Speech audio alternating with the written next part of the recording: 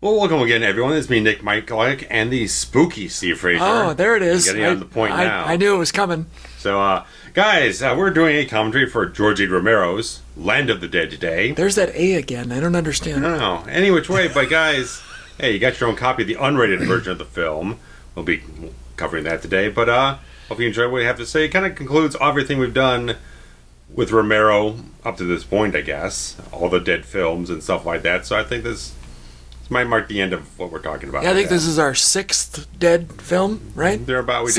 We did the original trilogy, then we did 2 of the remakes, and now this one. Yeah. So, guys, hope you enjoy it. So, sync up your copy to the timestamp at 0. Turn on your subtitles to follow along with the film, and we'll get synced up with the countdown. So, in 3, 2, 1, play.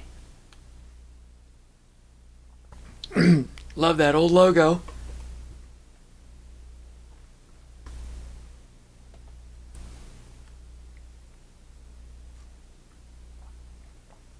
So this is coming out a little over a year after they did the Dawn remake with Universal. So clearly, I always had that in my mind. Like, that one paved the way for Romero getting up with Universal and getting a budget for this film to actually follow up on something he last dabbled in almost 20 years before. And it is, excuse me, almost 20 years since that we are recording this. Yeah.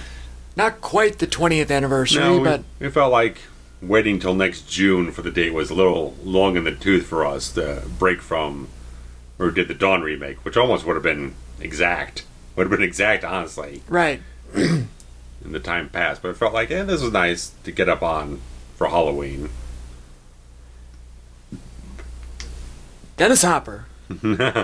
Our 3rd Dennis Hopper film after Texas Chainsaw 2 and Speed. Right. It's an unusual Hopper playlist, if we want to go that route. But it works well enough. I don't see why not. I mean, being a lunatic in one, portraying a lunatic in the other one, and this one more of a middle-of-the-road temperament of a character. yeah, it's not as extreme. Yeah. God, he was so good in Speed. Yeah.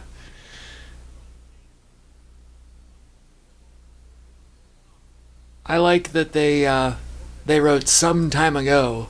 Yeah, I was thinking, like, okay, clearly it's kind of nebulous, the concept of timeline. Because I kind of was, when I was watching, I was like, I'm kind of equating it to how, like a DC and Marvel comics deal with their timelines. Like, Spider-Man comics that happened in the 60s, they're still kind of in continuity, but you kind of fudge around exactly what happened at what time, what year, what decade, or whatnot. They kind of have a sliding timeline scale, which I think is kind of what Romero's adapting in this regard.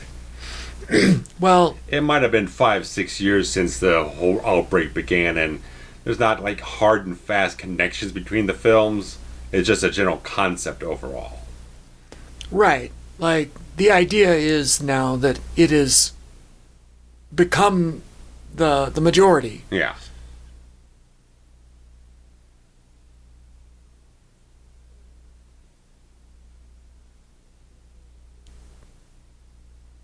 That looks phenomenal. Yeah, she looks great. All of this looks great. I love this this little set that they've got going here.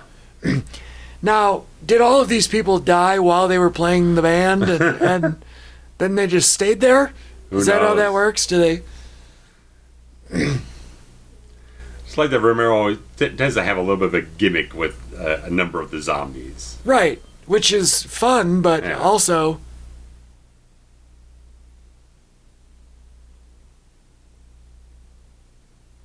a little weird, right? Because, Yeah. Keeps a quirky sense about the thing. well, I guess it goes to say that they're still intelligent. This one definitely kind of leans towards a little bit more Well, this one intent, really, yes. this one behind their definitely actions, does. yeah. Yes. I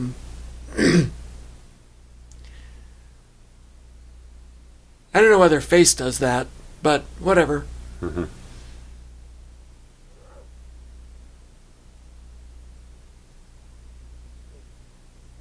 And they're setting it up right away, right? Yeah, like that yeah. they're able to communicate with each other, and yeah. I mean, again, as we were just talking about the last commentary, it's all Nicotero. Nicotero and Berger on this one. Nicotero is the king. They've graduated up to the whole thing. And John Leguizamo, man, always good stuff.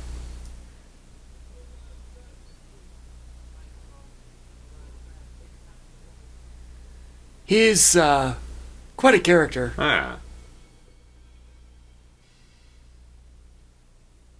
Johnny Legs, that is. Yeah.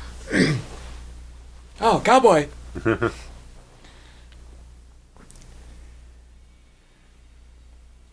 Simon Baker in between his two CBS hits, The Guardian and The Mentalist. It's like, oh, okay, well, he's a recognizable actor. He's good piece of work. He's Australian, actually. Oh, really? So he's put on American accent for this one, and I was like, Robert Joyce in this, he's a really good character actor, too. Decent makeup on that burn face. Yeah. Which actually looks more realistic than the zombie face.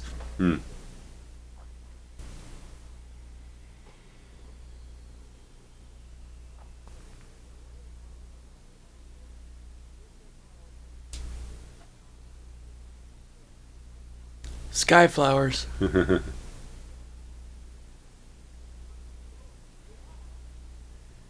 That's a good character. Yeah. Look, it's a Cybertruck. I'd rather ride this than one of them. I think, if I remember correctly, I think that the idea of the Cybertruck, it's based on a James Bond vehicle. Not one that he drove, but a vehicle that was in a James Bond film. In one of the 80s ones, I think. And it's would have been a Roger Moore one then. I thought it was one of the ones that you like, with Dalton. No, I don't think so. Nothing that comes to mind. It might not have been It might have been like a sea vehicle, like a submarine. The only 80s one I haven't seen is Octopussy. So I don't know if it's in that. Yeah, I don't think so. I thought it was in one of the Dalton ones, but maybe I'm wrong.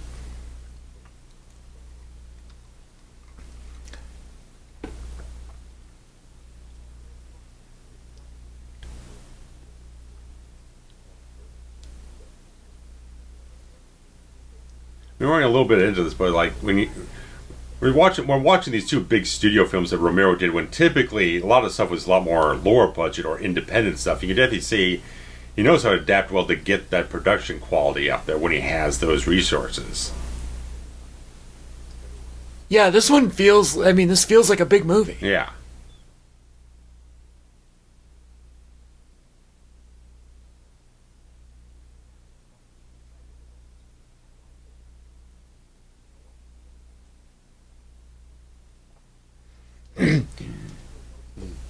My Last Night.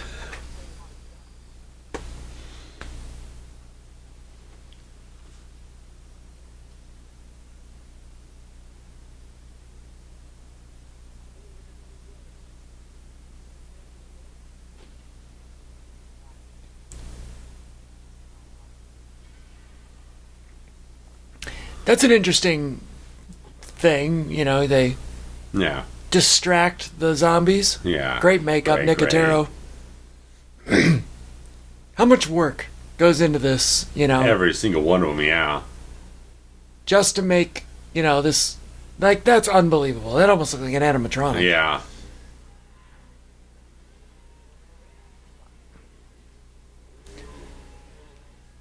And then, much like we discussed before, I think this one takes place in the area of Pittsburgh, right? Maybe. They shot it in Ontario, Canada.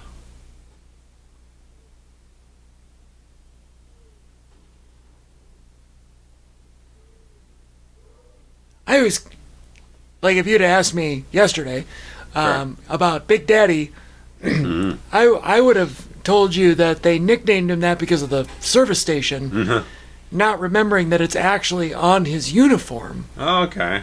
So, because Like, they went to, Big Daddy's station, and I thought, well, are they just calling him that because they assume? Like, what if he just works there? But Right. no, it's literally on his Yeah. lapel.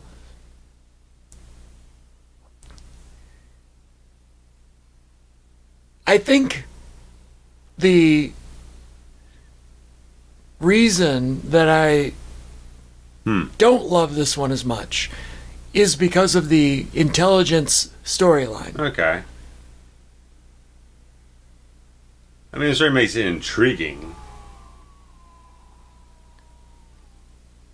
I just don't know that it follows the rules that they've already established. Now, I get it, that they've Sure. adapted, whatever. Yeah.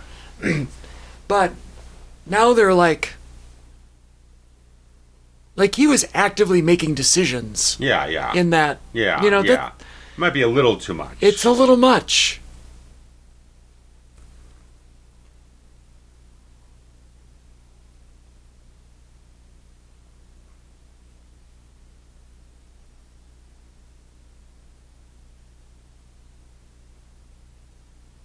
The band kills me.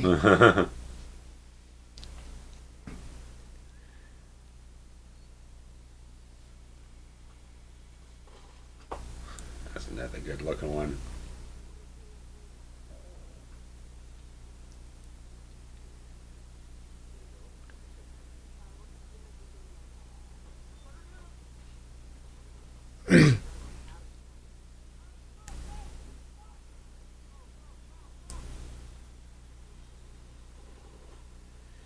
How are all those plants still alive? Yeah. Like, this is obviously years in, right? So who's seeding plants? And Yeah, keeping them up. right, like those plants were for sale. This apocalypse didn't happen, last week. Right.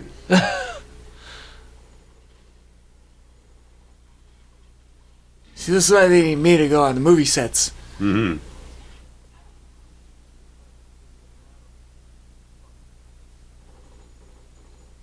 That's the guy that's Australian, you said? No. Oh, the main guy. Yeah.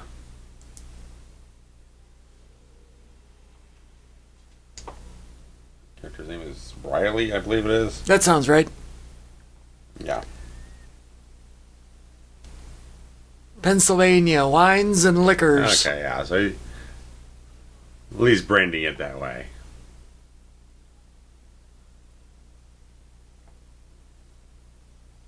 There's a bad mustache on that guy in the back. Yeah. It's a wraparound. It's almost like a full goatee, but No, he's gone. Looks like Hollywood Hogan. yeah, but no. He's got the stubble with the handlebar mustache deal. It like goes all the way down. Almost makes a full circle. Almost. He looks like the Village People guy or something. I don't know. Like, it's weird.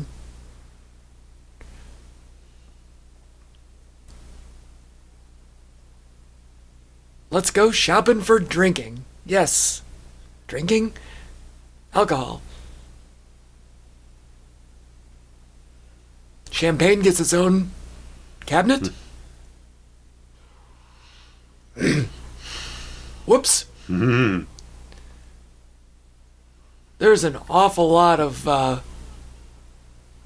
oh shit, what's the white bottle, the rum back there? Smirnoff? No, that's vodka. No, I figured I didn't. Damn it.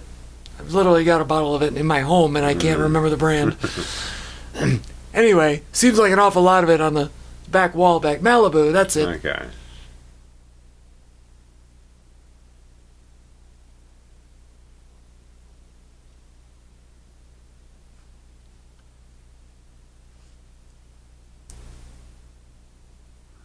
Why do you keep throwing the fucking box of wine around? I think it was from the champagne thing, right? So Or it's is either- it just like, why are you throwing a box full right, of bottles good. around? Well, right. It's glass bottles and it's bubbly, so you're gonna fucking ruin it.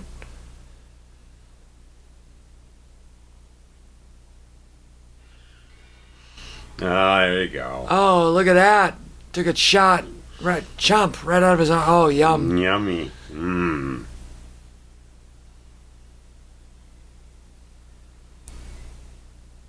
Store dick. is Yeah,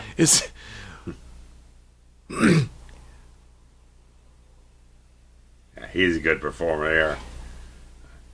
not anymore. Not anymore. Short but sweet.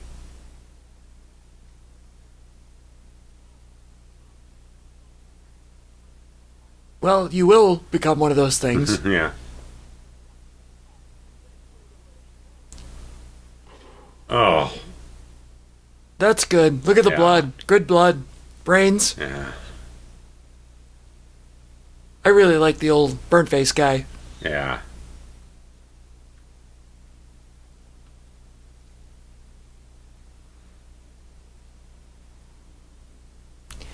Oof. They make it seem like these two are really at odds. Yeah. Him and Legs. Yeah. But they're on the truck team, right? Like, Yeah. it's not like a job, is it? Well, Where I mean, you just don't like your coworker? I feel like that. yeah. Well, I mean, it kind of shows a little more through as we go through the story, as Leguizamo's hooked up with Hopper's sort of like mogul character, however we call it, aristocrat, and he kind of sets the two of them up against each other a little bit.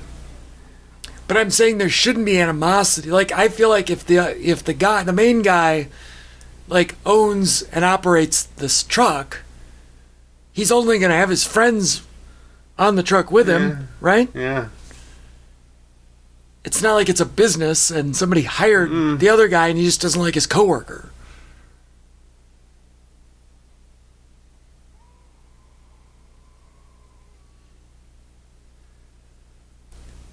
But still, they're all in a situation of trying to survive, and all have to kind of come out here to kind of pillage for what they can grab at certain times, and sometimes you have to make kind of alliances with people you have a little bit of friction with just to get by and everything. All right.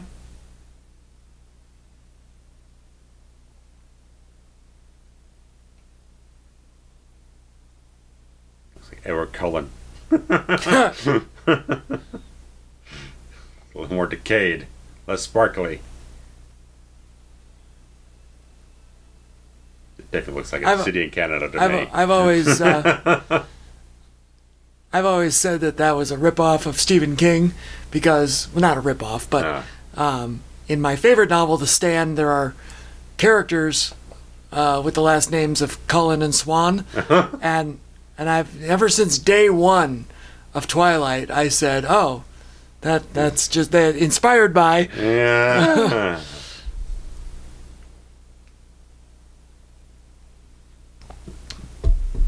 Cullen being a major character.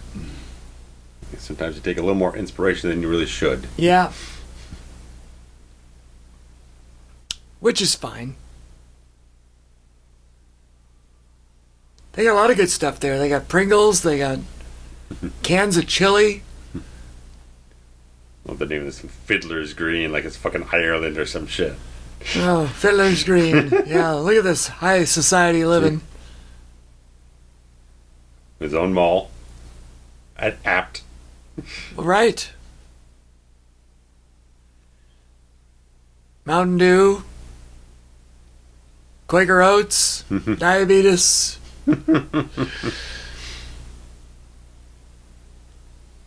Fiddler's Green is a self-contained community. Yeah. Is that the idea? Yeah.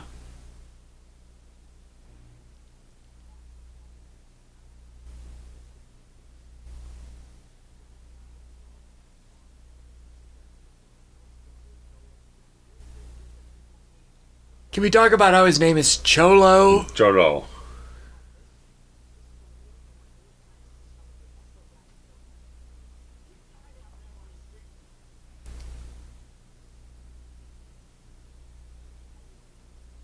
It is a good point. Yeah, His yeah. selfish little side run Yeah.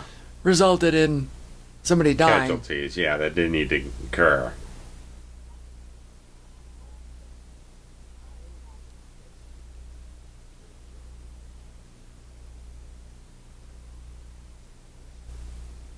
Well, obviously he thinks he's going to get in because he's best friends with... Yeah, he's buttoning up and doing favors for the big guy. The big guy. The like big he's guy. Santa Claus or something. Now there's a movie I would have paid to see. Dennis Hopper as Santa. Is that Bull?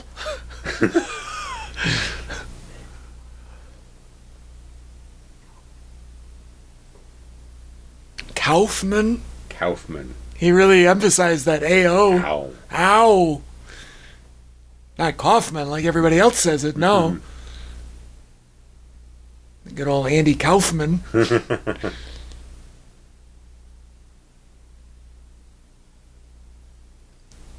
Look at these bougie assholes. Yeah. The Green Bistro.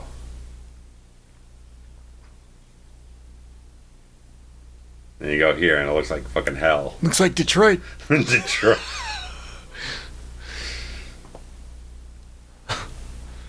I shouldn't disparage Detroit. There's RoboCop. Which was actually Houston. This should be Dallas? Dallas. I think it was Dallas. Yeah. Like it's old Detroit in Delta City. Just add zombies. Yeah, there you go. This whole movie's a ripoff.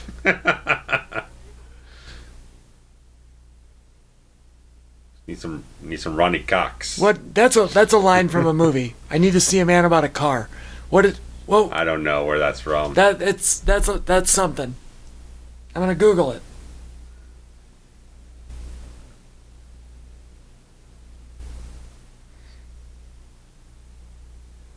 Oh, it's See a Man About a Horse is the original line. Yes.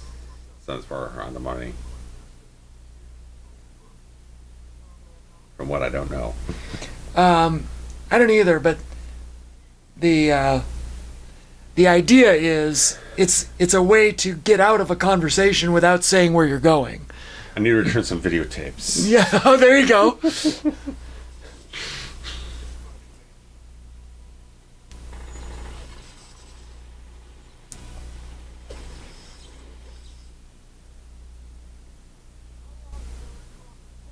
That's a good movie. Oh yeah, yeah. We should put that one on the list. I got the 4K. Oh, do you? American Psycho. Yeah. Yeah. All right. Well, maybe look for that in 2025. I think it'd be the 25th anniversary. I think it was a 2000 release.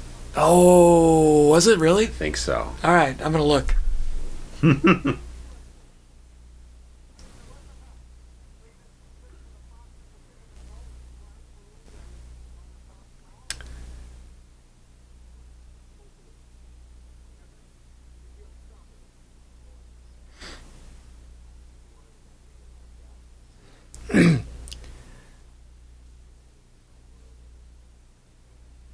Let's see here. American Psycho, released January 21st of 2000. Hey.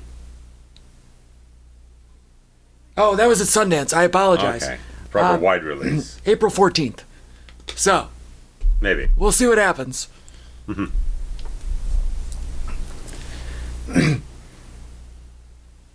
Penthouse number 1. Who is this asshole? With a scissors. What are you A doing? pair of scissors. Really, a scissors? This whole. That's how you answer the door? This entire big joint, all you got is a pair of scissors. Somebody rings the bell and that's how you answer the door? Scissors. Sid Vicious and Arn Anderson. Yes. That wasn't the squeegee. That was a Brian Pillman, right? That's right. Man,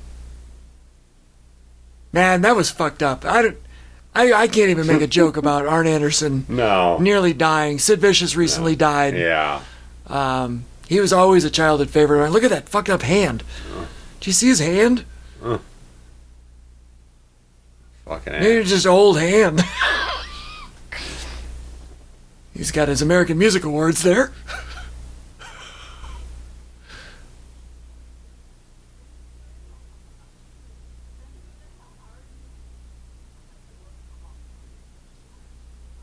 I don't think this was in the theatrical cut. I don't remember this scene. The hanging? Yeah, I don't remember this at all. Uh-oh. I just remember Leguizamo going in and talking directly with Hopper.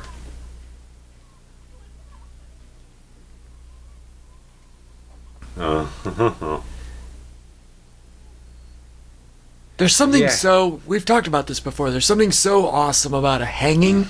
Like, it's so, like, old school, and it's scary. The visual of somebody hanging Yeah. is so crazy. Oh, smashy head. Look at that. A big old watermelon.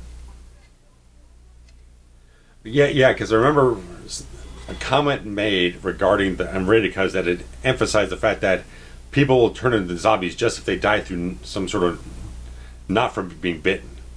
Just natural. Anyone who dies in any regard, they just become a zombie regardless. So I think this is additional scene. Well, that doesn't make any sense, though, right? Like, I guess it does, because in the original film... They just raised from the grave. Correct. With no explanation. Right. As I've said, when you got a lot of different... Once you start getting a lot of... The genre expands and you watch a lot of different zombie films, all your rules just get so jumbled up you can't remember which version of it to adhere to. After you watch Return of the Living Dead, you've just kind of forgotten what the dawn and night thing was. And then you watch a whole bunch of other things, like, I don't remember what the rules were. So, Right. So at least having that scene kind of just establishes what they're doing in this whole thing and what goes where. Take your picture with a zombie, it says on the wall. So they are openly calling them zombies. Clearly now, finally, no more of those things. Good Christ. It took them long enough, huh?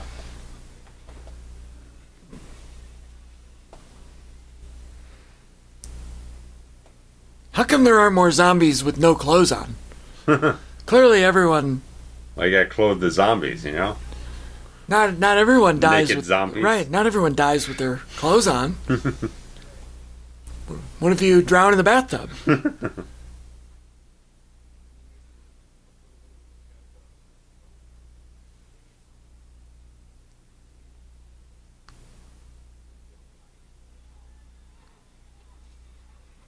It's Argento, Dario Argento's daughter. So, Yeah, we were just discussing him a little bit. Romero knew her since she was a kid. Might as well give her a little, Yeah. throw the dog a bone, as they say. Look at the more cowboy hats. Yeah. I guess that's what you do in a cockfight. Or whatever this is. Hey, it's the post-apocalypse. Who gives a shit what you wear? It's Thunderdome! We don't need another hero. That's a midget in a suit. God damn it, I'm happy.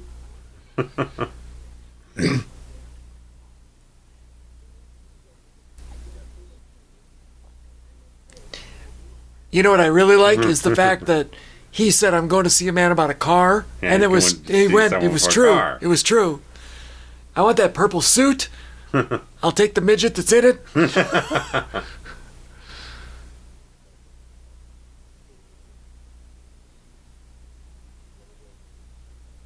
Give a drink.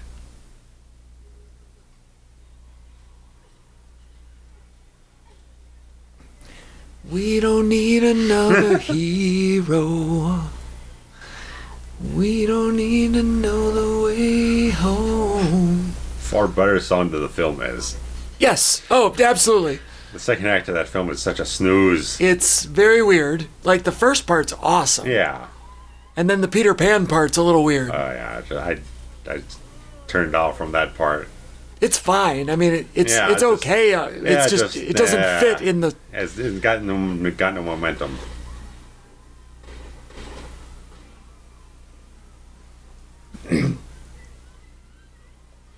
That biker man was having some fun there.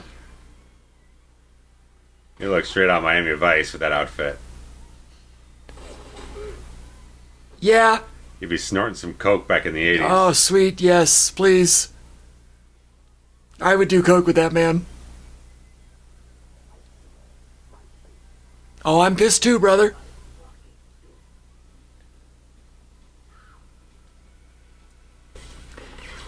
got to be hard to find a suit like that in a 12 dwarf or whatever.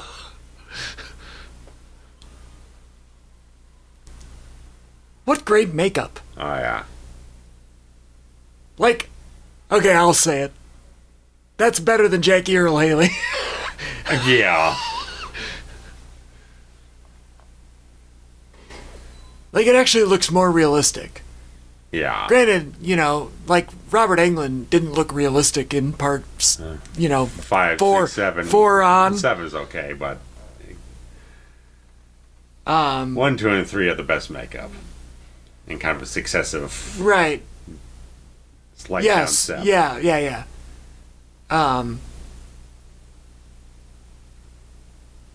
He was a little more melty in like 2. Yeah. Which was good. Jaeger's good work. Yeah, It was yeah. so hot. Hot Jaeger. Creepy. Anyway, this looks like actual burn makeup because Yeah, Nicotero did it, and Nicotero Yeah. studies shit. does his work. Yeah. And I love that it's a half burn, Yeah, right? yeah. Like,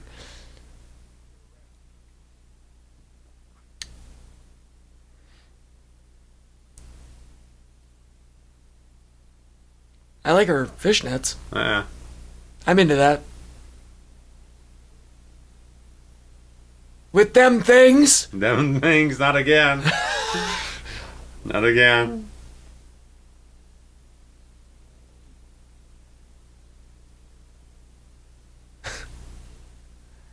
Well, he's a simpleton, so maybe it's fine. It's fine.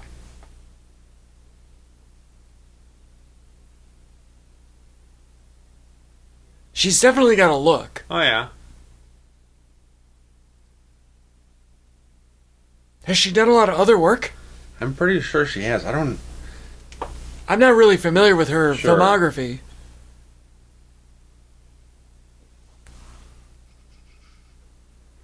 Well, she's been in, she was in Triple X. Oh boy. I always heard that as X, as the Ty West film. No, this is, get confused.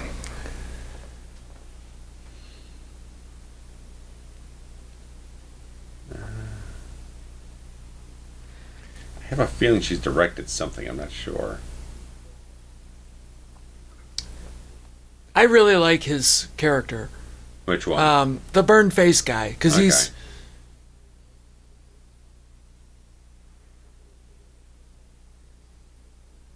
I don't know, he's like... You know, he's simple, but he understands his place in the... Charlie, yeah. Yeah. It's a good sidekick character. Right, he knows that he's limited, Yeah.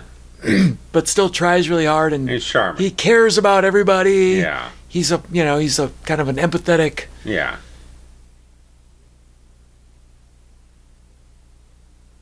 There's a scene much later on where they more define Charlie and Riley's relationship to a degree, and it's really nice stuff.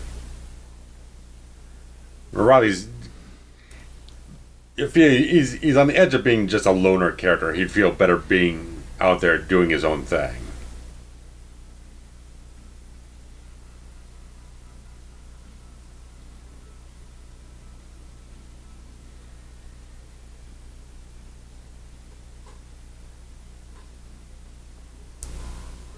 Yeah, when you look at the ebbs and flows in the zombie genre, it's like after the 80s, it just kind of dried up. Yeah. Like the 90s was just like a black hole of zombie stuff. I mean, I'm sure there was a couple of things, but nothing that had a popularity to it. Well, I don't think there really was anything until The Walking Dead happened. Well, you had 28 Days Later. Oh, right, Shaun right. of the Dead, the Dawn remake. So there was kind of a successive domino effect of like, okay, it's gotten a traction back up, so that it's like, okay, Romero steps back in, and I don't know if he courts Universal comes to him, or there's kind of something here and there. Right. To get them talking and everything. Are you a Shaun of the Dead fan? I haven't seen it in forever. I'm interested to watch it again. It's been a very long time for me also, but I remember liking it a lot. I was very excited to see it because there was I mentioned in, I don't know what commentary we're talking about it on, but there was like a 2-week advance preview screening at an AMC theater that I saw pretty much 20 years ago, and I really liked it, but I really haven't revisited the film much since then. So I'm as it is the 20th anniversary, and a lot of people have been talking about it. There's like a 4K re-release and stuff like that. I've been kind of like, okay, maybe I should give this another look-see to kind of look. I didn't notice them but I think Simon Pegg and I think Nick Frost or Edgar Wright had cameos in this. I think they were in earlier when they're doing the photographs with the zombies. They're on their really? Zombie makeup. I didn't catch them. This is the first time we've seen Hopper. It's Yeah. over 30 minutes in. Yeah. We're a third of the way through. But they've talked about him enough. Well, sure. Yeah, that's the good thing. If you want to build them up a little bit and have him part of the conversation.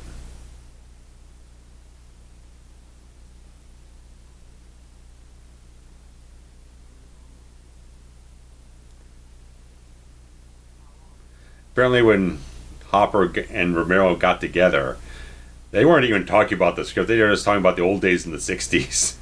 Yeah, that tracks. Went some ways and not went other ways that they kind of expected to, and they both kind of splashed on the scene about the same time.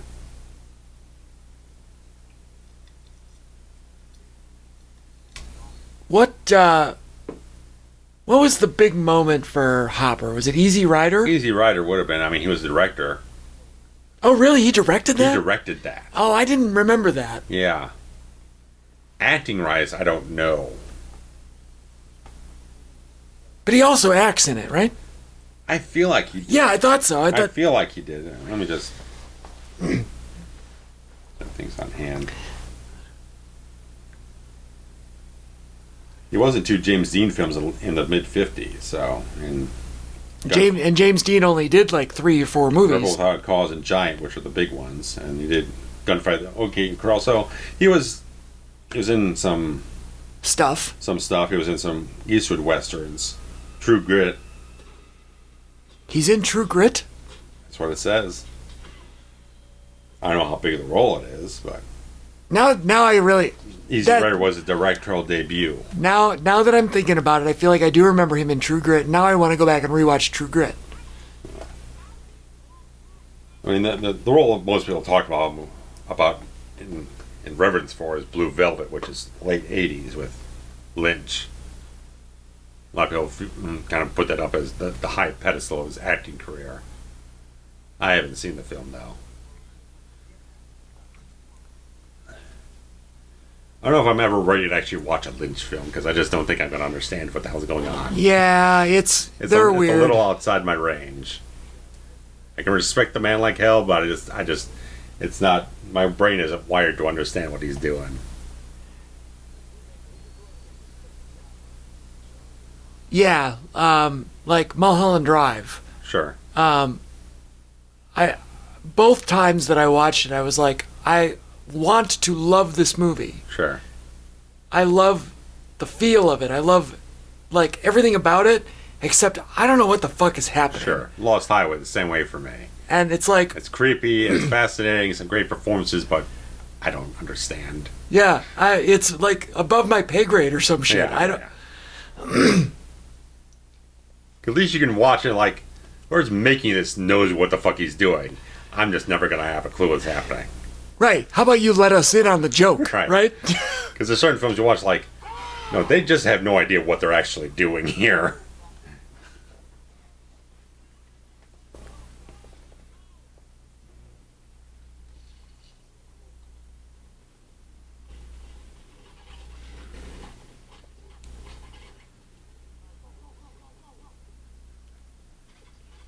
Where do you get all the ammo? Like, at some point, there's got to be... Yeah.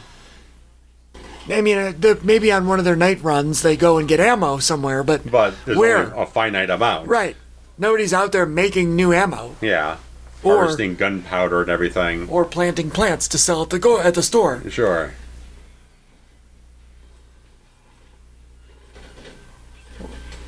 I don't know what that little bit of barbed wire at the top's gonna do. Yeah.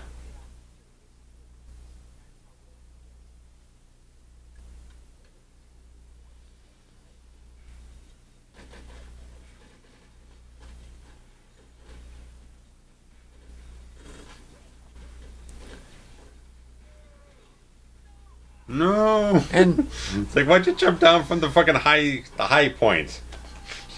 Right, You're that all the doesn't way make up any there. sense. They're not going to get up there. Stay up there. Right. What are you coming down here for? Well, the Cybertruck will get him.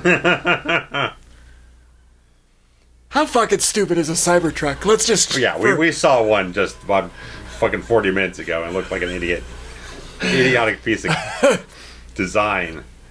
I mean, I have seen them out in the wild before, and... Yeah, I have, and it's like... I just wonder what the type of person is that buys that what thing. membrane did you pass through from that another reality that this was acceptable from?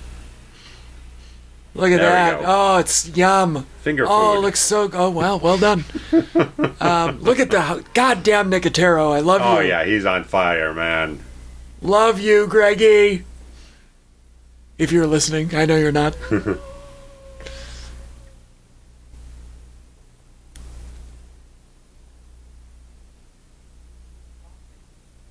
I'm sure Greg Nicotero would have no idea, have no remembrance of the night that we spent together. not in that way, but he wasn't that drunk, but no, he was not drunk, but my reverence or love of Greg Nicotero was solidified that night in the Caddyshack restaurant in Rosemont. It was Desplaines, I guess. Okay. Convention one night. Me and my best friend and his wife. Really, it was his wife. Shout out to Tiff, who lured Greg Nicotero into her web, and and then the four of us just sat there and talked for hours. We bought each other drinks. It was Greg Nicotero bought me a glass of wine, and I don't even know how or why. That was my life that night, but it's like once he said that, it's like, is this some kind of commentary on the Bush administration right now? I couldn't find anything in particular throughout the film that was exact towards that. I'm trying to put myself in the mindset of... I mean, I can see a lot of the haves versus have-nots type of divide thing, and that's definitely a thing in the film. As a social commentary. Yeah, but I don't think that was exclusive to 43, excuse me, 43. Huh.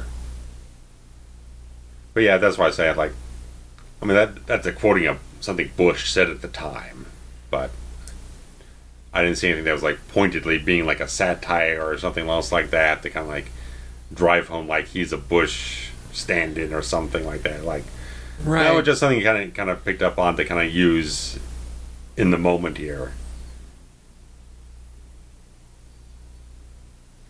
I'm trying to remember back. Yeah. You know, and I think the general, the people that did not like George Bush, W. Bush, thought, you know, that he kind of like fell into money because his family was rich. Yeah. They didn't like his, you know, mentalities. His the way that he spoke. You know, he wasn't a good speaker because he wasn't quite. He wasn't eloquent. He was not eloquent. And then also his penchant for war, right? Like he was just felt like a good old boy. Right. It was a good old boy, and he loved war because of the profitability of war. Yeah. And I think that was the anybody that didn't like George W. focused on that. Right. That's why, like, the quote kind of makes you think maybe they're going to go that route, but it doesn't accentuate those prevalent ideas of the time. Right. So it's not. But because he's just this greedy type of guy who set himself up at the top of this entire community, and he's just hoarding it all for himself, really. I'll give everyone sort of a veneer that they have a comfort and safety, while he's going to like suck up the most advantages of everything. So he's also wearing a red tie, so maybe that was the correlation. No.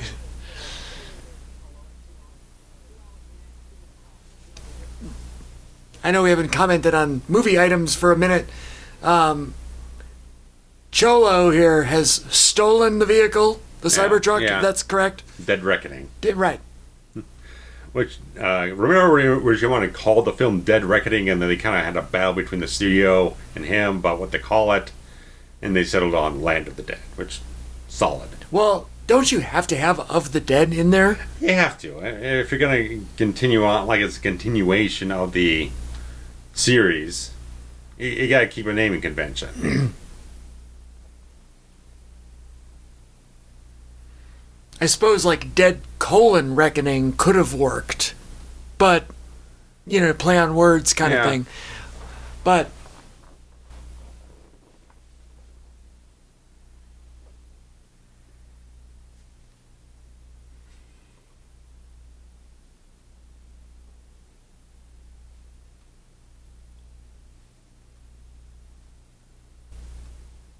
and what was the story you said about? Let's rewind a minute and talk about.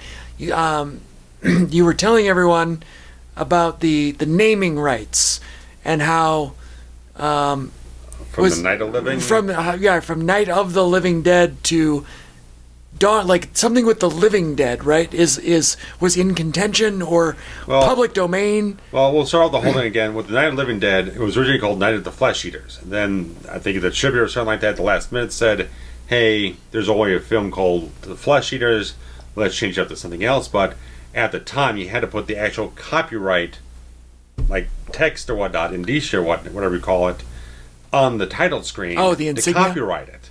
And they didn't do that when they issued the new title screen. And so that meant it was all more, by copyright law at the time, that meant it was public domain. They couldn't hold a copyright to it. And I think his name is John Russo, was like a producer or something else like that. I don't know exactly where things go off because he is involved with Return of the Living Dead. Okay. So I don't know if there was something he copyrighted for Living Dead or something else like that. Because there was a thing where him and Russo didn't work again. Where they came around to Dawn of the Dead, and it wasn't called Dawn of the Living Dead. Right. Because of that weird naming thing, I think. Yeah, I don't know the specifics about the whole thing, but I think it might have been involved with something with that old copyright. I think the copyright law changed between Night and Dawn in that regard. But they might have just decided to shorten it to just make it more snappy, or just have a stronger hold on making it copyright. Possibly, I don't know. I guess we could add Return of the Living Dead into the playlist of our deads. I mean, it's an incredible movie. It's one of the most fun commentaries. It's such a good film. It really is amazing.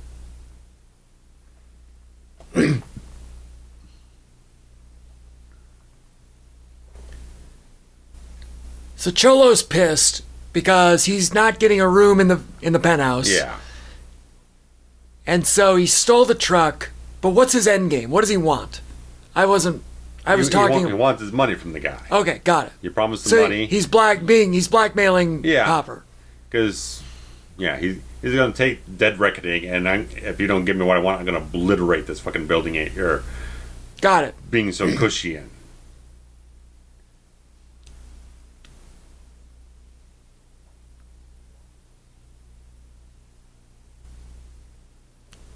Did he call them walkers?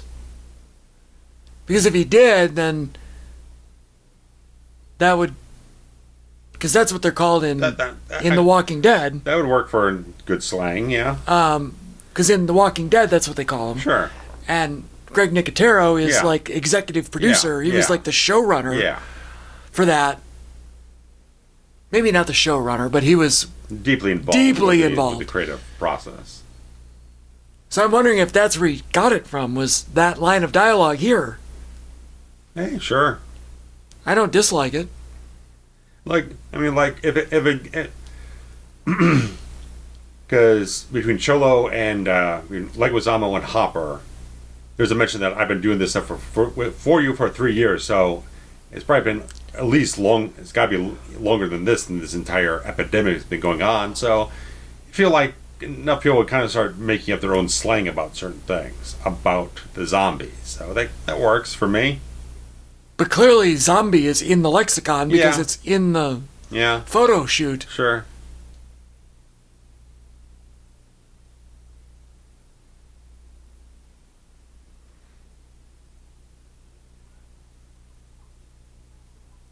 Well, that's racist.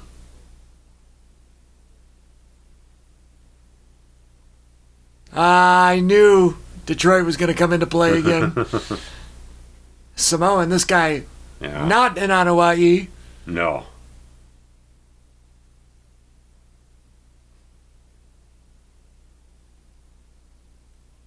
I like that because I like that somebody asked because he's because that would be so weird to like, what the fuck is this?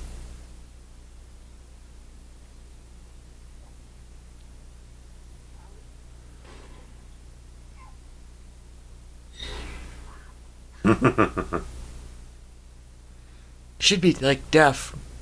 Probably.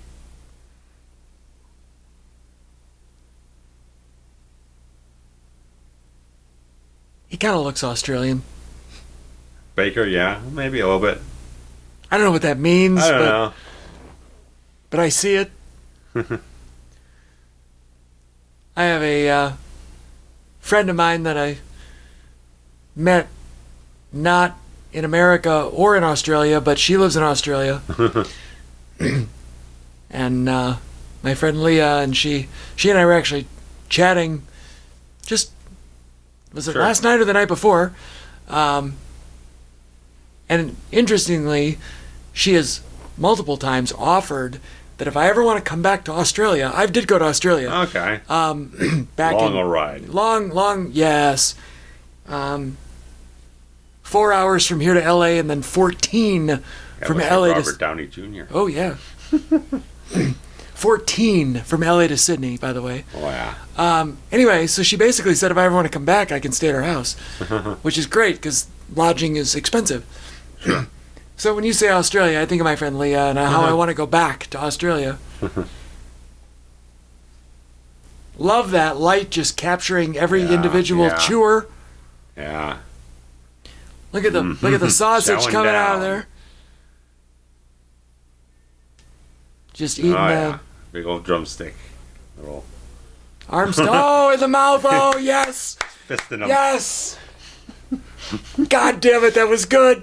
Oh yeah. I mean, come on. You Nicotero on this, man. You're having the fun. You're having so much fun. Oh, he's just walking around with a heart on the whole time. He's just fucking loving it, man. Nothing's off the table. Right. There's no rules. Where do you want to go with it?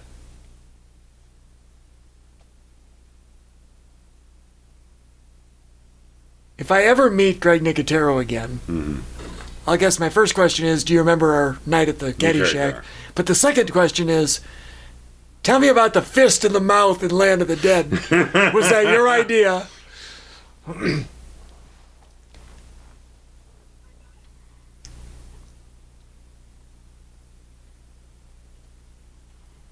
I like these used car banners that they've got up.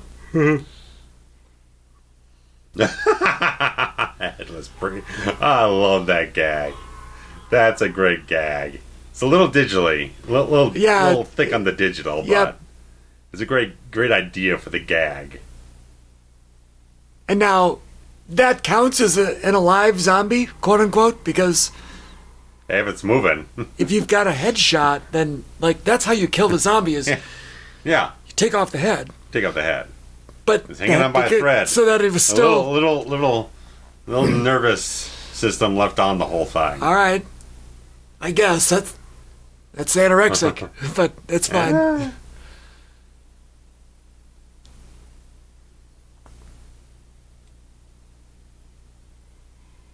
Well, apparently it's minutes.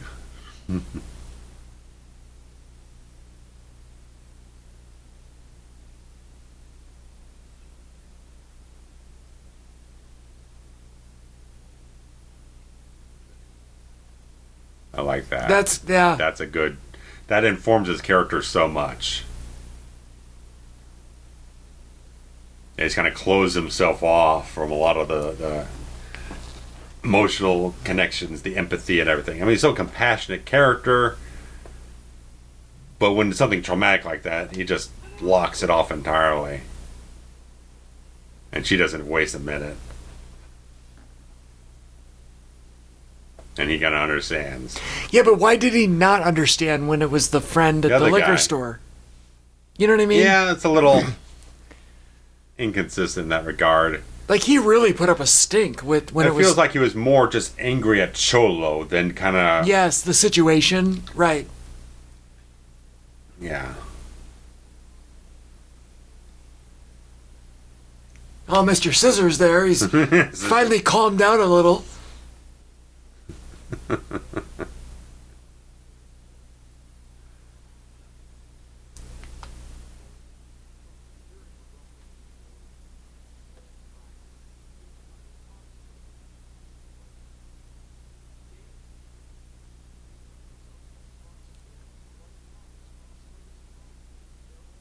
He looks presidential. Oh, yeah. Yeah, he's got the look. I feel like he's played the president and stuff. Maybe. A little texture on the tie, gets a little class.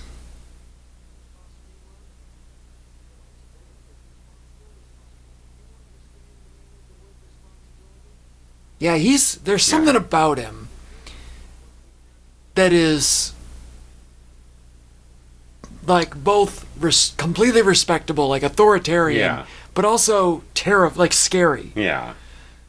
Like, you feel like this guy's got some dark shades to him that's like, you don't really want to poke the bear on this guy because he feels like he's just gonna... Well, I mean just Dennis Hopper in general. Yeah. Like, Hopper's always had a little something under the surface going on. He could be completely charming, endearing, stuff like that, but they're just like, there's something going on in that head. I like that. That's great. Yeah, that's good stuff. And Hopper always had sort of a temperament that felt kind of imposing to a degree. Right, like I can't picture him as like a love interest, kind of romantic, sappy role. Or even like a real warm fatherly dad type of thing. It seems a little... Right, there'd always off the beat to him. There'd always be that little twinge of like he might go off the deep end. Go stab someone in the neck or something.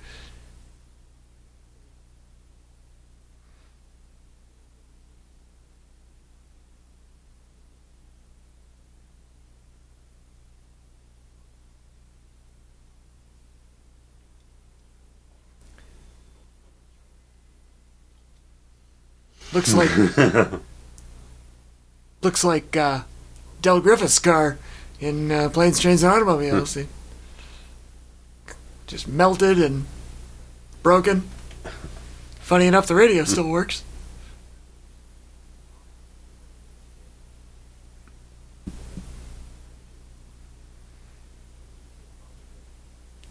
Isn't it his truck, though?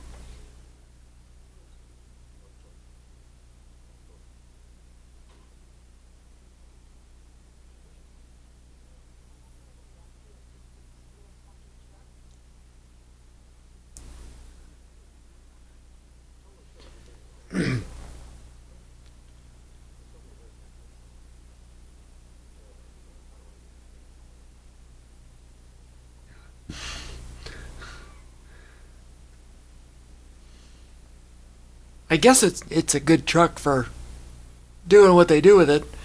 It seems very high tech on the inside, though. Aw. Love a good rat.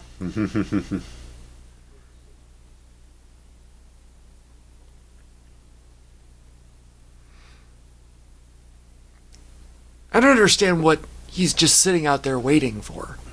Cholo. Well, because Hopper's supposed to deliver the money to this place. Oh, I see. And it's all conditions and everything like that. Everyone comes alone and all this other stuff, and no one trusts one another. Oh, this is good. Was that a clown? That is a clown. You clown.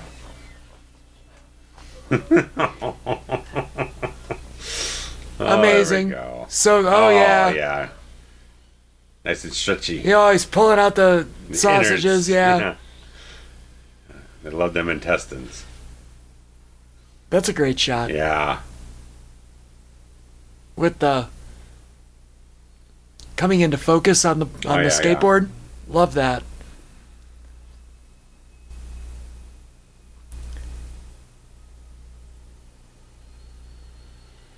Yeah, this is Pittsburgh, all right. And now he's like the leader of the bunch, which...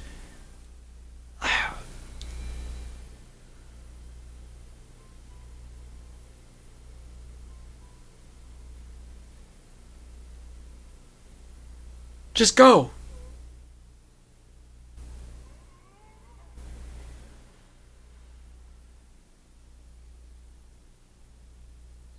I don't know if in the other films, if the zombies would have had the wherewithal to stop.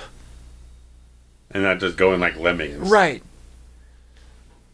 So, but here, like, they're making conscious decisions. Yeah. Which is weird because they don't have brains. Right. I mean, we had, what was it, Bud in the third one? Yes, which they were doing the experiments on. Yeah. Which was starting to show a level of intelligence, but it was a one out of hordes of them that showed any bit of that. Right, that they literally had to capture and train. Right. It wasn't natural. Yeah.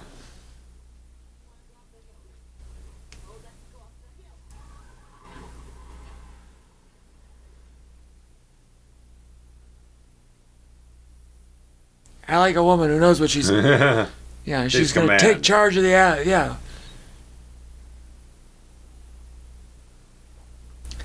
I guess it makes sense that a zombie can't drown. No, it doesn't need to breathe.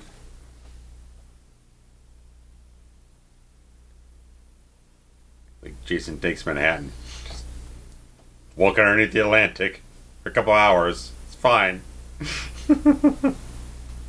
I really don't understand how he got there from being thrown over the boat.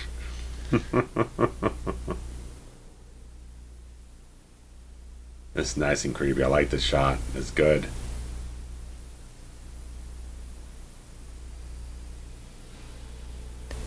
I think there's too much intelligence. And I get that it's supposed to be a natural progression of the species. Yeah.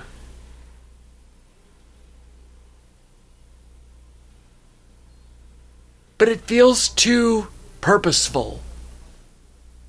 I get it. I get it from your perspective. Yeah. I'm not saying I dislike it. Yeah. I just... Like, on the whole, I enjoy this movie. Yeah. But the whole, like... Just trying to process to see how right. how else it could be executed.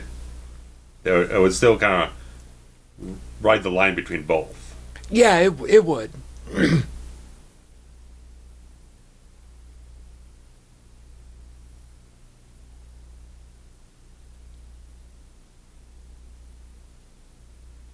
Ooh, ahead of its time. Yeah. Oh. I guess. I mean, lesbians aren't ahead of the time. Sure, there's been lesbians forever. Depictions and on mainstream media. Right. And this is only 20 years ago. Yeah. Not even at this point. Yeah.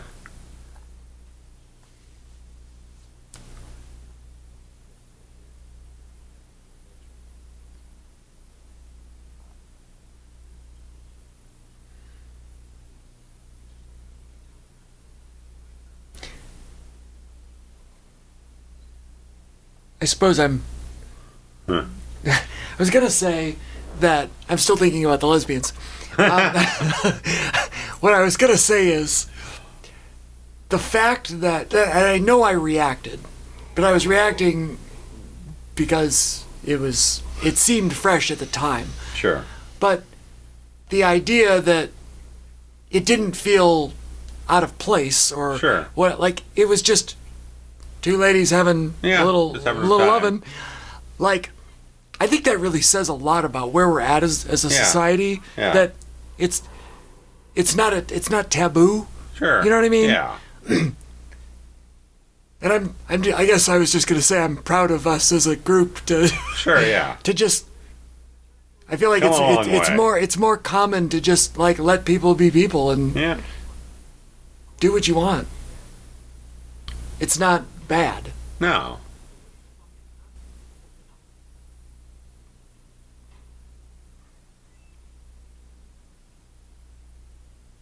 And then you think about, like, how many movies from, you know, the 80s and before, where being gay was, like, the biggest anti, you know, it was like such a negative. It was such a negative. Yeah.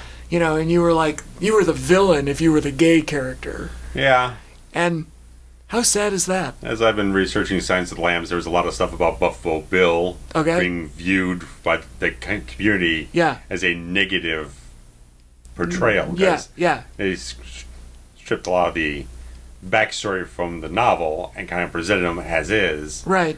And people kind of took it the wrong way.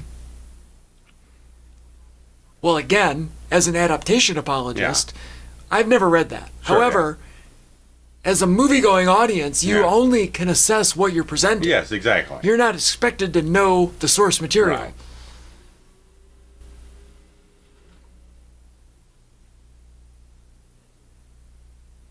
I didn't take offense to Buffalo Bill. No. Because it's a character. Yeah, but there were protests at the Oscars and various other things from those LGBTQ community that felt very up in arms about how they felt they were represented on the screen when there wasn't a lot of representation back then. So. Oh, absolutely not. So it just when you get a few of them and they kind of strike the wrong chord for you, and it seems to represent you in a way that you don't like. Unfair. Yeah. So, in retrospect, now I think it sits better because we have so many more to look back on now. Well, interestingly, as I'm saying that, from a 10-second scene we're going on for 5 minutes about totally fine, and I'm going to segue even more. This came out in 2005, and what else came out in 2005 was Brokeback Mountain, which was possibly should have won. Shunned. It, you know, Ang Lee did win. Yeah, Ang Lee won Best Director. But went off the wrong director for Best Picture. And that was a movie that even in 2005, and I remember. Oh yeah. Being like, ooh. People were like, this is not extremely progressive. Yes. And they were uncomfortable. It made people uncomfortable. Yeah. Which is so interesting because it was two men. Because if it was two women, straight men too. Right. In the roles. Right. But if it was two women in that story, I don't think sexualized too much. Anything. That's the thing. Nobody would have said two words about it. It would have just been another movie. Yeah. Just the sexism and everything on that regard. So the fact that we don't even blink twice when we see two men or women kissing now. Yeah. Because, it just is. Love that. Love it. Sorry, back to the movie. It's midnight now. He's going to fire off the rockets. The Skyflowers? No, real rockets. To blow up the frickin' tower. There's a little Running Man in this, no? A tad bit. Like a little source flavor. Material Running Man. A little flavor here and there. Like big business controlling the lower class. Right. And somebody says, I'm not going to play by your rules. I want to destroy the big building. Yeah. And the big upper class. Yeah. There's a little bit of that. Flying the plane at the towers. Well, from the novel. We're not going to go that far. Again, I believe that we're getting ready to start production on this new one. Edgar Wright, Glenn Powell. Hopefully we get much more closer to the original novel and we have that variation. I might reread it. Sure. I'm sure we're going to cover it. Okay. Time will tell.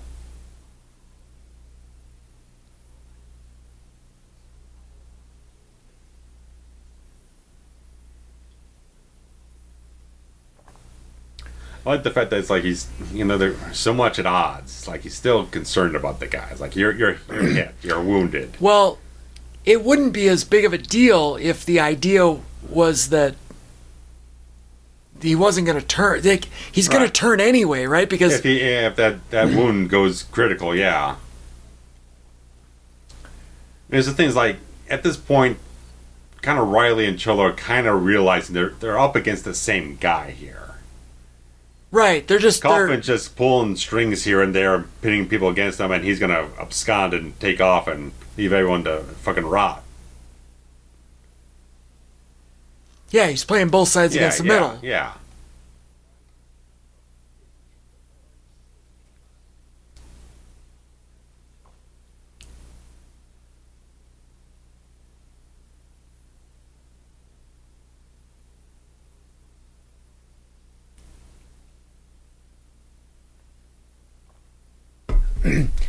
So they're on the outside of the city, Yeah. looking back toward the city. Okay. Yeah. I lost track. I thought they were still in the city limits, but I guess he used the truck to get out and then... Mm-hmm.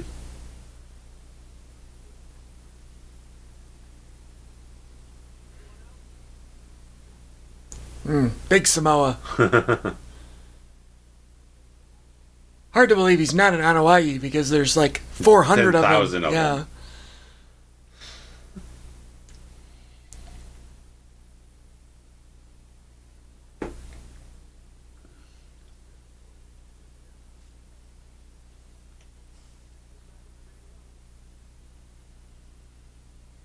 So now they're going to come together and Yeah. take out the bad guy? In one way or another.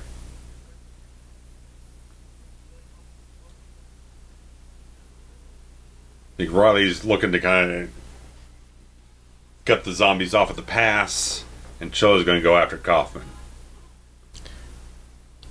Right. It's One's protecting. There's Savini. Tom Savini. Yeah, Yep. right back at the same role from Dawn. So it's nice continuity.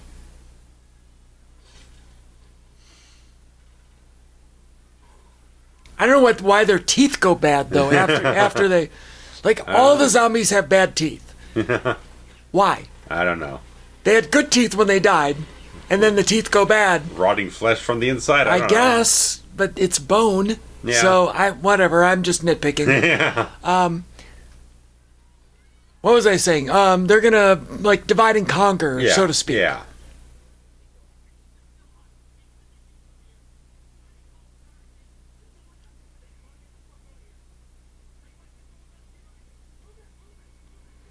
There's no one left here either. It's a good. It's a good line. Yeah, fuck off.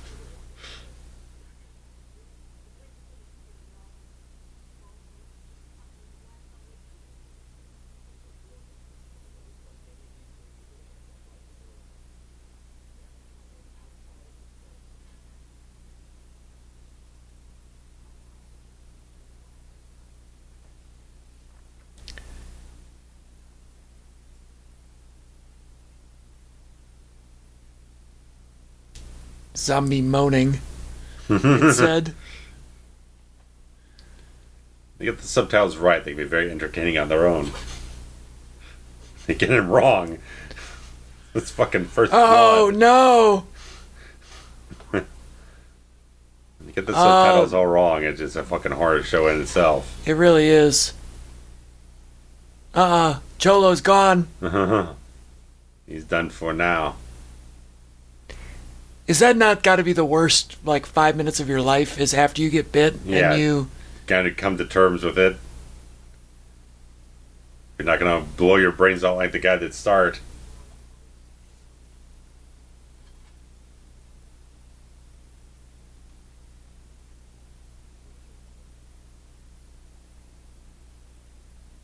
Not really. Well, whether or not he's gonna shoot him now or just gonna Right, like... accept the fate.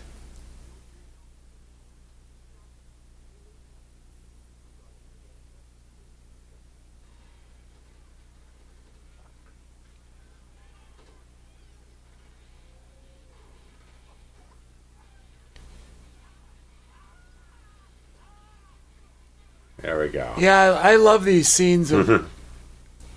There we go. Yummy! I can't imagine what the direction is. Like bite and pull up and... Oh, look at that! Oh, my God. Yes! Yeah, baby. That's why we're watching the unrated version. Yeah, you can't show that on ABC. God, no.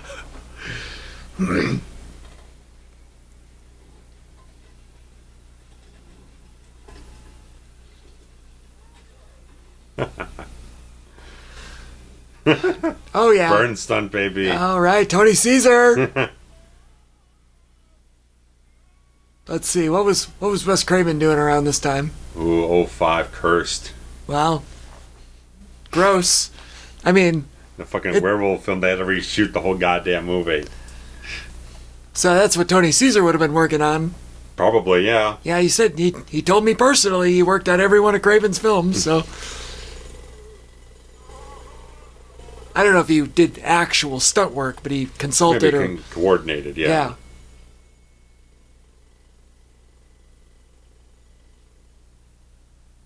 I like that. Mm-hmm.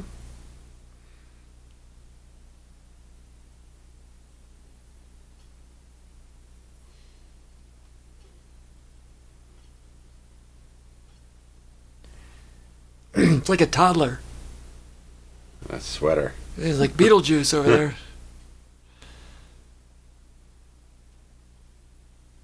This guy's still playing in the fucking band. I love the continuity. But I don't understand. Did they all die at a concert? Oh yeah, look at that. Baby. Nicotine just eating up the candy, man. It's all just gravy on this thing, man. Like, okay, so I can just imagine Greg telling George, like, wait till you see this one. Yeah. Like, you know, like, can you... I got some ideas here in the sketchbook. Like, George, with a big smile, is like, okay, Greg, what are we doing today? And Greg's like, wait and see.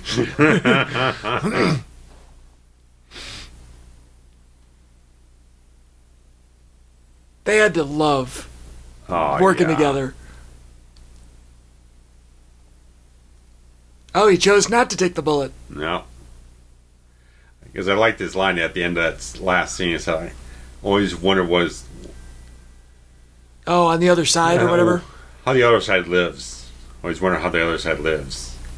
So, that's nice. Again, another one piece... Dialogue giving character. Well, the other thing is that it gives him still yet another hour to accomplish his goal. Yeah. And it gives him more sympathy, too. As a character. Now he's bit, and you kind of feel for him now. Right. He's going Time's down. running he's been out. kind of betrayed and everything.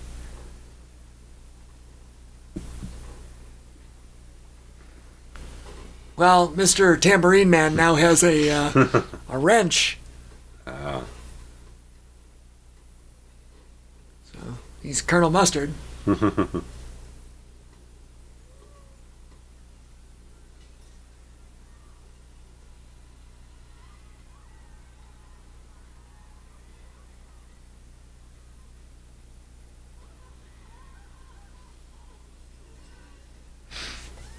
At least malls were still a thing back in 05. Yeah. Not to say that they're not a thing now, but many of them are gone. Yes. Many. The one nearby is about to be demolished. Oh, love There we that. go. Love that.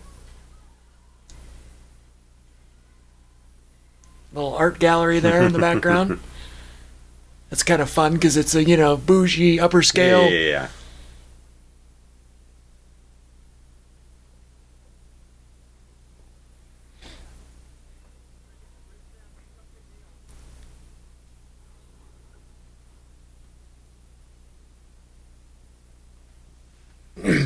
They just leave the controls to the bridge? Oh, I guess they're locked. Okay. Yeah. Well, that's one way to do it.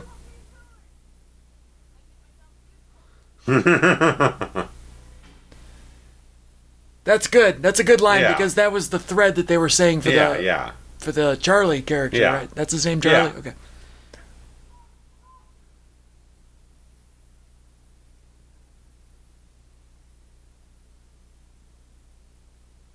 It looks like Patrick Bateman.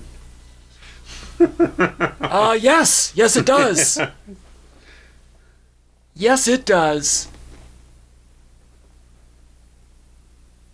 23 Michael Jordan. She's a Michael Jordan fan. Right there, tattooed on her neck. I've still never gotten any tattoos. I've thought about it 100 times. I know you don't have any tattoos either, but what do you think you'd get if you got one? What would it be? What kind of theme? I don't know, Batman symbol maybe. Okay, all right. I respect that. that. Comes to mind. I respect that. as much as, I've got many, many things that I Yes. love and passionate about, I think I did decide at some point that if I ever was going to get a tattoo, it was going to be a quote, not a picture. Okay. And I guess since I'm telling the story, I might as well just tell the story. So the quote that I was going to get, love this. Oh, yeah. Good kill. Yes, well, on the digital side, but it's all right. You know what? It's fine. I was going to get a lyric from the musical Rent that I friggin' love. It's my favorite musical. And the line in the song is, "Forget regret, for 'cause life is yours to miss." Okay. And I think that's kind of the way that I've lived my life, because I just go and do the things, right? Sure. Like that's how I do it. Like, forget regret, 'cause life is yours to miss. I think sums up all of my adventures. Oh, great action beat here.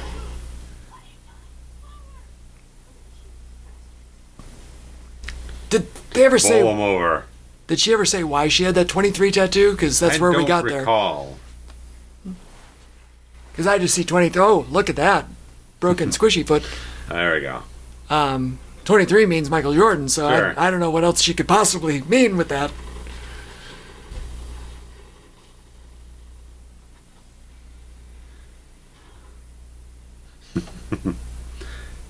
Baker plays a really good lead in this thing, man. He's got all the qualities. He's charismatic, likable. He can handle the action stuff. Love that Johnny No Legs is on the back there.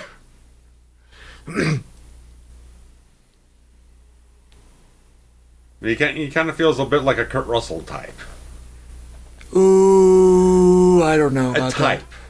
Not Kurt Russell himself, but at least fits in that kind of mold of an action star. Like a little bit of an everyman Yeah. that just kind of takes command of the situation. A little bit, yeah. He just got the good looks. He's got the screen presence for it. Love that.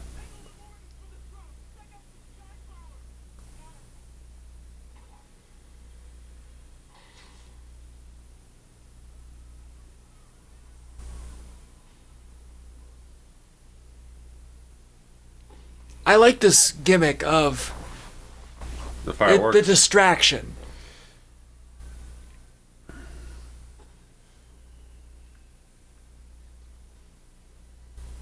But they turn it. And nope, we ain't falling for that shit no more.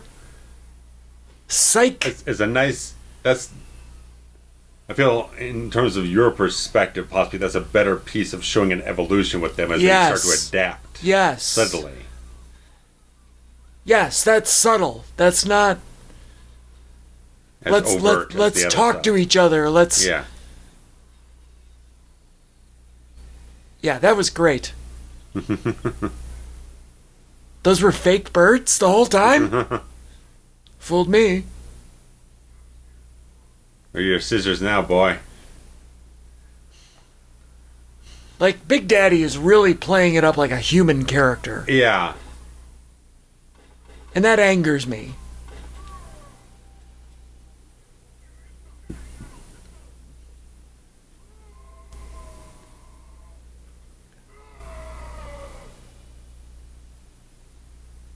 Scissors. I mean, to my point earlier, it almost would have been better if they brought back Bub. Well, Not that was really kind of Romero's style with these films, but at least in terms of like, it would make that idea fit better.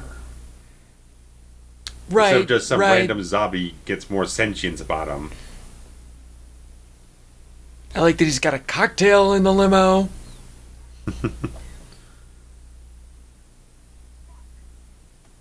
Like, the whole world is literally coming apart. Yeah. But he's got time for a beverage.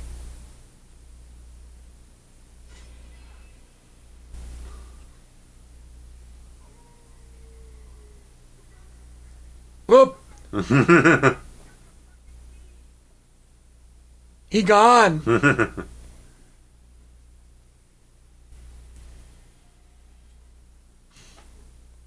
He's got a little lady gun, too. Yeah.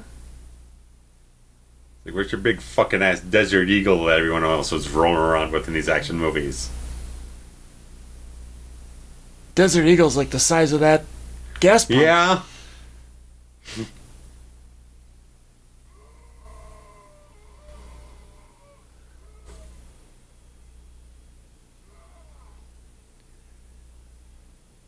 How does he know what to do with it? Because he works at a gas station. Yes.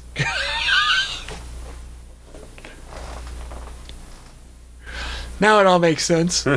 He's Big Daddy from Big Daddy's Gas.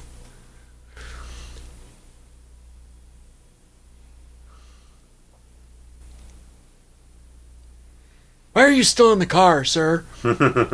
Just the fumes alone on that gas would be... gag ya. I love the smell of gas, but I don't know about the smell of gas because it's pouring into my vehicle from the wrong end. It's supposed to go in the ass, not in the front.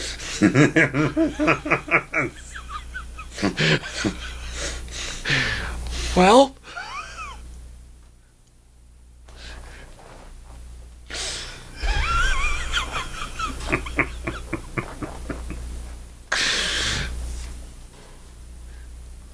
Oh, it's legs. Yeah.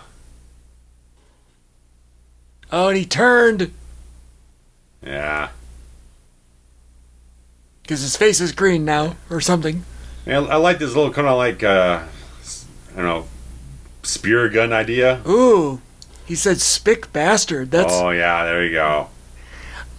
That was a real heel, ain't it? Right, because all you got to do is throw in a little racist term like that, and all of a sudden everybody turns on you. Right. Ooh, you know, that's good writing. Yeah. Like, I don't even want to call it cheap heat either. Yeah. Like it's legit heat. No. And it's revealing yourself for who you really are, heat. Right.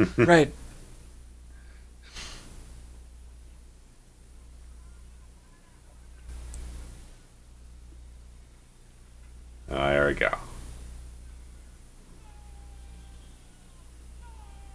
Yes. Oh, look at that. I don't know how they did that, if that was digital or if that was a dummy, but it looked pretty good. It looked pretty damn good. And the dollars, Yes. the floating dollars, burning.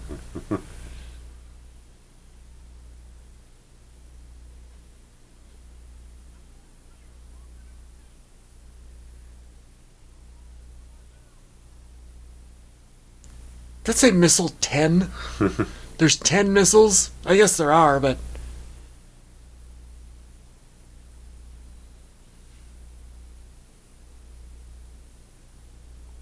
That's pretty incredible.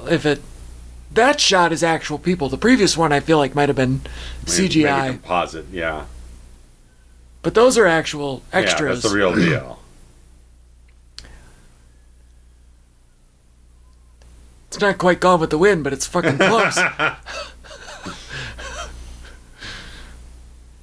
God, that scene in Gone with the Wind is like 400 extras or something. Jesus. After a war battle, and they're all just like lying on the ground, writhing in, dismemberment.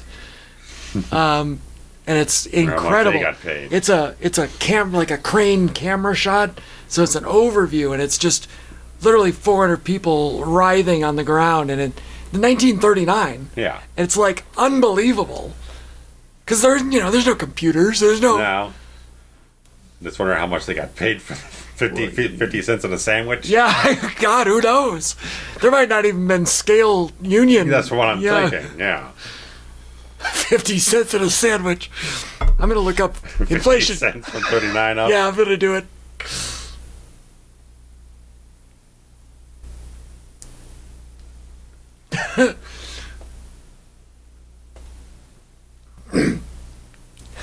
The sandwich really got me. That tickled me.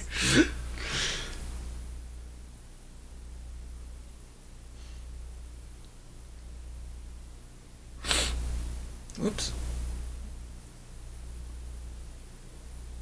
All right, 50 cents in 1939 is the equivalent of $11 now. So Still way below pay. Way below pay.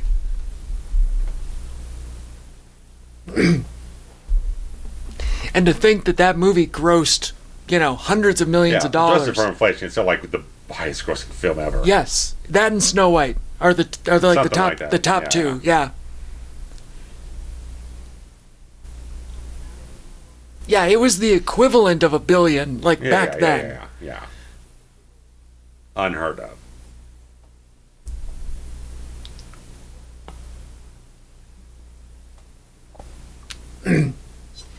There we go. I like that.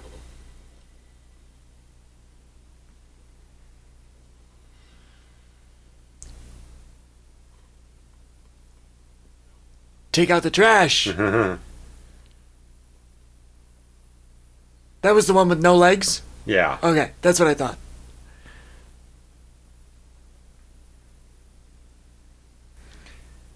I see your Kurt Russell comment. Yeah.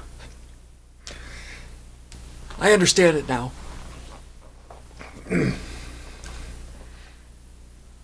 His teeth look okay.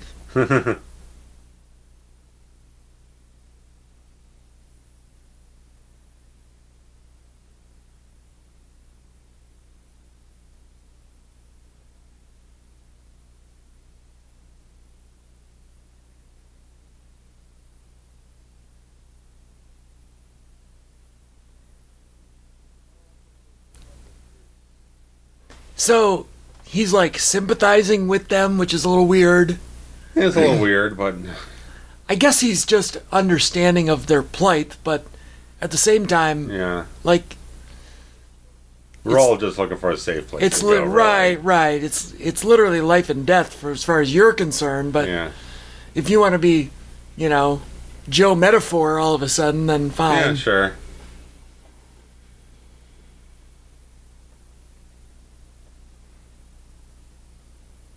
Weird way to end it.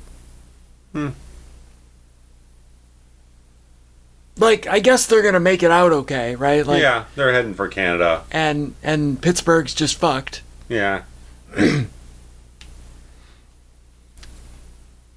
I do think that the payoff with Dennis Hopper was really good. Yeah. Sometimes, you set up these heel characters and then it's just kind of a fart in church, as they like to say. Yeah. And it's just kind of, there you go, photo booth zombies. Simon Pegg.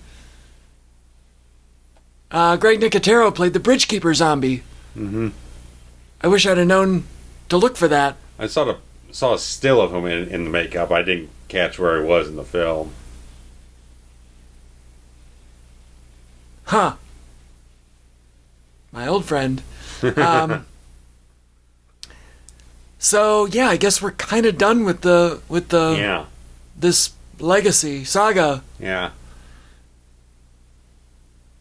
Not the greatest, but it's entertaining for what it's worth. I found it very entertaining. I feel like the Dawn remake may be a notch above this because I feel like it had a lot more character dynamics, a few more interesting ideas in it, and just in its story progression in some places. This is a very dark movie, and I don't mean tone. I mean visually. It takes place almost exclusively at night. Yeah. And it's kind of the opposite of Dawn of the Dead, right? Dawn of the Dead is a daylight movie. Yeah. And I don't know if there's something about that.